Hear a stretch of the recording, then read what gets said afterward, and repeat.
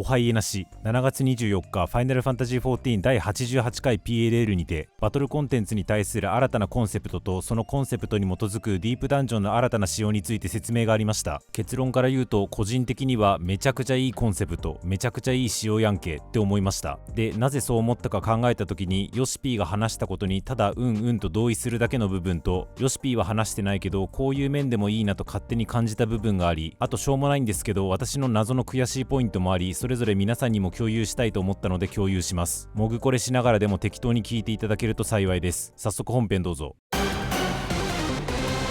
家なしララチャンネル。まずは PLL で説明のあったバトルコンテンツの新たなコンセプトとディープダンジョンの新たな仕様のおさらいから、言葉尻まで含めた正確なニュアンスを聞きたければ本放送を、ざっくり知りたければ先日私が公開した PLL 要約動画を見ていただくとして、ここでは超絶ざっくりおさらいします。一言で言うと、今回一つのバトルコンテンツをできるだけ多くの人に遊んでもらう努力をしますっていうコンセプトが掲げられていました。経緯としては、これまで偶数パッチは高難易度レイドなのでハードコア向け、奇数パッチはアライアンスレイドなのでカジュアル向けみたいな作り方してて、コンテンツごとに誰向け彼向けって作りすぎた結果、14全体としてはコンテンツ量多いはずなのに、カジュアル層からすれば偶数パッチは虚無、ハードコア層からすれば奇数パッチは虚無みたいな感じになっちゃったが、前回 PLL のフィードバックを受け、巨大なコンテンツを作ったらいろんな人に遊んでもらえるような工夫をもっとしなきゃいけないと思ったという経緯です。その考えのもと、新たなディープダンジョンではハードコアプレイの最高峰ともいえるソロ踏破の難易度は維持しつつも、一方でマッチングパーティーで全階層突入できるようになったり、全般難易度をオルトエウレカ級から雨の御柱級に下げたり、全滅時のリスタートをより小刻みにできるようになったり、最深部のボスについてはボス単独で即座に何度も練習を重ねられるようになるなど、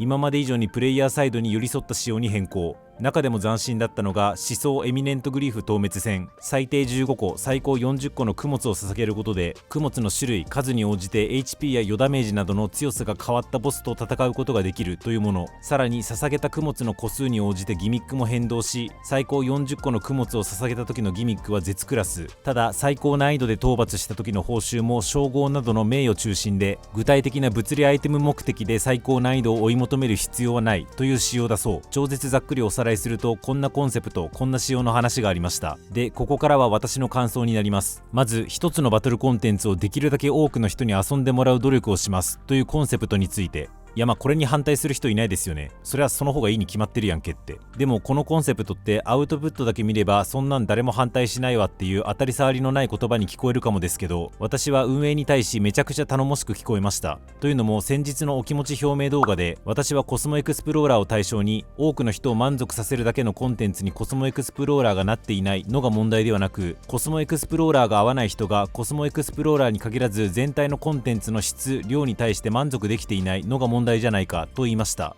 言ったんですけど、前段こうも言いました。結局何にしてもコスト見合いだと思っていて、仮に一部の人にしか刺さらないとしても少ないリソースで実装できるなら、コスモエクスプローラーだって異分例式だって実装した方がよく、俺には合わねえ Not for me Not for me と叫んでる人に対しては、余ったリソースで for me なコンテンツを口に突っ込んで黙らせればよいだけの話だと思っていますと。私も結局カジュアル層にはカジュアル層向けのコンテンツを、ハードコア層にはハードコア層向けのコンテンツを、それぞれにもっとたくさんぶっ込めばええやんけっていう頭に過ぎなかったということです。マイパッチアライアンスレイドと霊式出しゃええやんみたいな。でもそのうち手ってあんま頭使ってなくて、リソースだけ追加でぶち込んで結局今やってることを2倍3倍やるって話に過ぎないので、振り返ると全然エレガントじゃないよなと。それよりは今回ヨシピーが言っていたように、せっかくでかいコンテンツを作るなら誰向けとか生地色眼鏡かけず、できるだけ多くの人に遊んでもらうためにどうしたらいいかってことにもう少し知恵を絞る努力をしようって方が、実現可能性は一旦置いとくにしても改善の方向感としてはより良いのではないかと思ったものです。でもその考え方って14全然知らん人からならまだしも、生地これまでの14知っちゃってると結構出しづらい発想だったんじゃないかなと思うんですよね。霊式とか5区もっといっぱい作りますって思っちゃわないかな。そんなお前だけだろって言われたら恥ずかしいんですが、少なくとも自分はそう思っちゃってました。だから既存のコンテンツにとらわれない発想を当事者ながら出せるヨシピーは鳥の目持ってて頼もしいと私は感じました。で、さっき実現可能性は一旦置いとくにしてもと言った通り、このコンセプトだけ言語化できてもでどうすんのなので、その第一歩として今回のディープダンジョンの仕様が打ち出されたわけなんですが、いろんなプレイスタイルの人が幅広くディープダンジョンをプレイしているイメージができてめっちゃいい気がする。全滅時のリスタートができる仕様とか99階のボスに個別にチャレンジができる仕様とか幅広に言及すると話が発散するので、特にこの場では思想エミネントグリーフ透滅戦の仕様に絞って言及します。もっと話を絞ると、挑むために必要な供物が最小15個から最大40個だから、供物の種類を一旦度外視すると都合26通りの難易度設定ができる。要は難易度にグラデーションがある仕様がめっちゃいいと思いました。いや、それはなぜってよりみんなが楽しめるからなんだけど、ここでは異文と異文例式のような2つしかないカクカクした難易度設定以上に26種類という滑らかな難易度設定にしているのがなぜいいのかってことに特化して2つ言いたい。1つは日々狭くなってる私のストライクゾーンに寄り添ってくれているからです。自分語りなんですけど、最近マジでゲームに対してこらえ性なくなってるなと思ってて、昔は例えばファイナルファンタジータクティクスで理不尽にリオファネス城に閉じ込められたとしても、はふざけんなとか言いながら地列弾でちびちび削りつつ、ウィーグラフが無双稲妻好きしない乱数拾うのを祈ってひたすら試行回数重ねたり、それでもダメならボケカス言いながらも最初からやり直してたりしてましたが、今だったら絶対そんなことやらない。もういいやっつって YouTube に上がってる適当なクリア動画見ちゃうはず。私の加齢やライフスタイルの変化によるのか、昔よりも娯楽の選択肢が増えたからか理由はわからんけど、ともかく高難易度コンテンツと対峙する時も同じこと起きてると思ってて、自分の本来の実力以上のむずいコンテンツに直面した時に、そこで頑張って食らいつこうとするのか、こんなん無理やろと諦めちゃうのか、どっちかに傾くと思うんですけど、その時頑張ろうと思える難易度のハードルがどんどん上がっちゃってると思います。言い換えると、より頑張ろうと思わなくなっちゃってます。少なくとも自分は絶対そうです。で、今ビビって自分はって言っちゃったんですけど、皆さんの中にも程度の差あれ、そういう方はいらっしゃるんじゃないかなと思います。は、軟弱なお前と一緒にするなって思った今も牙がある方はすみません。でもよく運営は高難易度病ってボコられてますけど、それって絶対値として確かに運営が昔より難しいもん作ってるっていう事実はあるのかもですが、一方でプレイヤーサイドも昔より高難易度に食らいつく気持ちが薄れていて、自分の実力にそぐわないコンテンツに対し以前よりカジュアルに噛みついちゃってる側面もなくはないと思うんですよね。我ながらこの前の私のフォークタワー動画なんてまさにそうだし、なので今は一旦頑張ろうって思える難易度のストライクゾーンが狭まってる人が多くなっているという前提で話を進めるんですが、一人一人のストライクゾーンが狭まっていく中で、絶とか霊式とか極とかいう1個か2個か3個程度の難易度分けを維持し続けてしまうと、俺には合わねえって拒絶反応を示す人の割合が理屈上どんどん多くなっちゃうはずです。だからこそ都合何種類にも分けられる今回の難易度設定には、ストライクゾーン狭まりつつある我々にも寄り添ってくれてる感覚がして、時代の流れに沿った対応な気がしていていいなと思った次第です。これが26種類の難易度設定ええやんって思った一つ目の理由で、もう一個、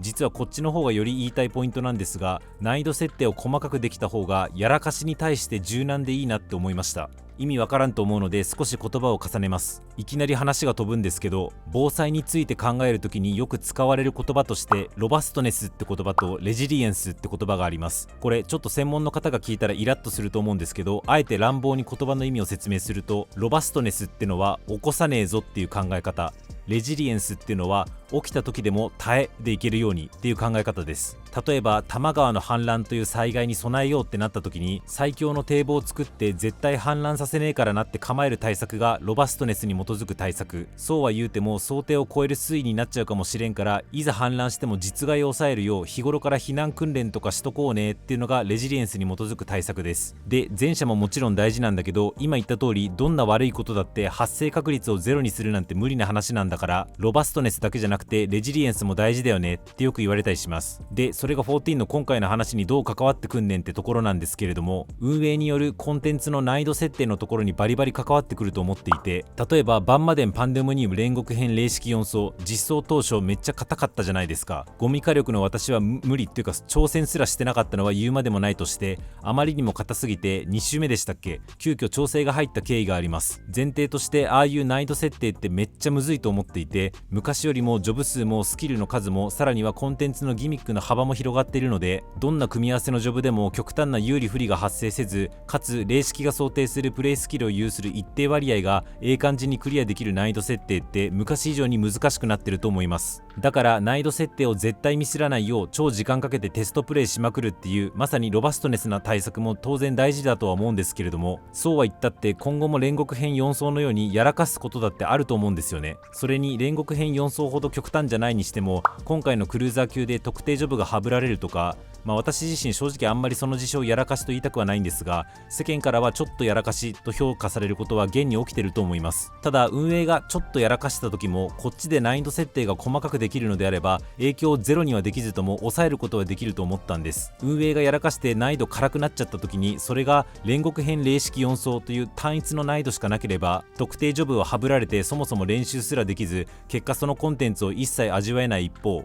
もし難易度設定が細かくできるなら、供物40だと特定ジョブは相当無理だけど、でもそのジョブでも供物35ならいけるわみたいな。もちろんそういう状況でも特定ジョブだと最高難易度クリアできねえぞ、運営はこのジョブで最高難易度クリアできんのかテストプレイしてんのかよって毒づかれる未来は容易に想像つきますけど、でもそのプレイヤーは供物35のコンテンツは食べられているので、運営がちょっと難易度設定やらかしたとてまるっとお食事お預けっていう最悪の事態は免れる。そういう意味では細かい難易度設定っていう打ち手が運営の難易度設定ミスっていうやらかしに備えたレジリエンスな対策になっていると思いました。冒頭のやらかしに対して柔軟でいいなっていうのは、我々プレイヤー側のやらかしじゃなくて運営サイドのやらかしに対して、ちょっとレジリエンスって言葉が硬いので柔軟って言葉使ったんですが、影響を最小限に抑えられるという面で柔軟でいいなと思ったという意味でした。回りくどくなっちゃったんで最後まとめるんですけど、柔軟に難易度設定できるっていうのが我々プレイヤーにとっても寄り添ってるし、さらには開発者サイドにとってもやらかしに対して一定程度お守りになるので、みんな幸せだからすげえいい仕組みだなって思ったものです。私自身もソーンデスマッチボールやりながら赤に人権なさすぎるだろって切れてた身ではあるものの、私は正直14の難易度設定やジョブバランスは相当よくできてると思っていて、でも世間の評価とは結構ギャップを感じていて、運営もバランス調整のプレッシャーあるだろうな、前バランス調整のテスター募集したのに来てくれなかったって言ってた中で大変だろうな、でもギザギザしてる難易度を研磨するのにコストかけまくるのが14にとってどれだけいいことなんだろうと悶々としていた中で、このディープダンジョンの仕様を知ったので、今回のこの仕様を機に難易度とかジョブバランスについては、もっとラフにっつったらボコられそうですけど、より大胆に調整して余ったコースどんどん新しいものを作っていく方にパワーかけてほしいなって個人的には思いました。これで数ヶ月後、供物40のエミネントグリーフ相手に近接コンボいつ入れればいいんだよカスって切れてたらごめんなさい。以上です。もちろんヨシピーも似たことをおっしゃってた通り、この仕組みを実装するから直ちにお酒安泰とまでは思っていません。あくまでこれはバトルコンテンツだけの話。今14が踏ん張らなきゃいけないのってバトルコンテンツだけの話なのかっていうとそんなことはなくて、例えばやっぱメインシナリオが盛り上がってこそだし、そもそもの直近のコンテンツ不足感は私もまだ抱いてるし、でも私は14この先もやり続けようとしてる中で、今後より多くの人がより多くのコンテンツをしゃぶれるイメージがつくいい話だなと思いましたし、前回の動画がややネガティブな話だったのもあり、じゃあポジティブに思ったならそれも発信した方がいいよねって思ったのもあり、意識的に動画化しました。 7.0 でアナザーダンジョンにも適用するなら大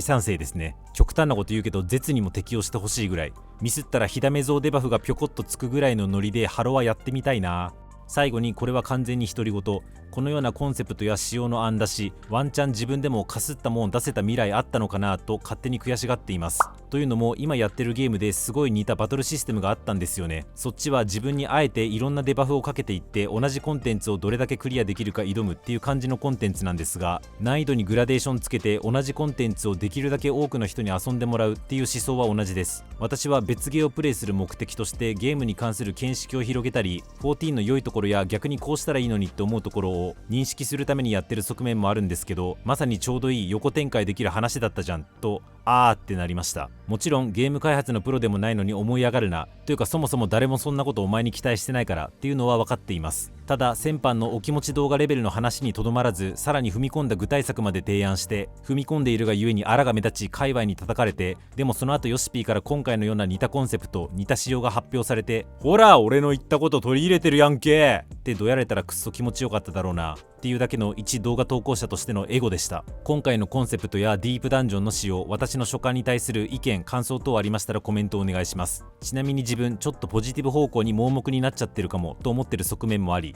こういう悪いこと起きちゃうんじゃないのみたいな意地悪な予見ありましたら、むしろぜひそれもお願いします。家なしララは限りある時間で面白ゲームを最大限楽しむためのチャンネルです。この動画が面白いと感じましたらチャンネル登録高評価よろしくお願いいたします。また作成した動画の速報、動画化するまでもない日常オタク語りを X で、表には出しにくい話やチャンネル運営話をメンバーシップで語っていますので、そちらのフォローも何卒おついえなし。